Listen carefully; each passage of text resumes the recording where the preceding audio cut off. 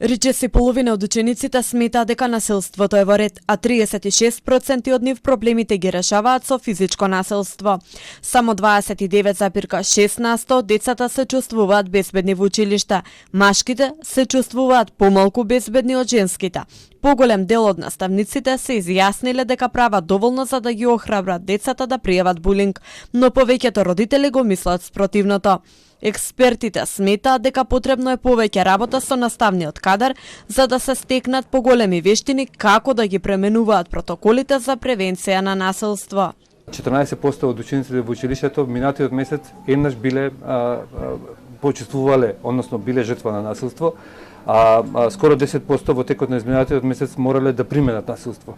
Овие два факти или овие 2% покажуваат дека внатре во училиштата помеѓу учениците постои и интензивно се случува.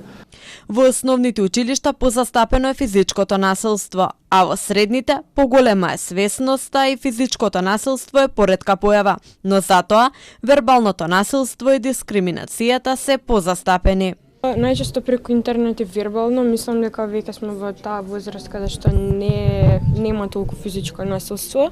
Во по-ниските оделенија, например, во основно е поприсутно, мислам дека и според моје лично искуство и според тоа што се гледа, нели? Со промена на начинот на живот, со развивање на социјалните медиуми, сметам дека младите, особено учениците, се имаат многу повеќе слобода да вршат насилство врз другите.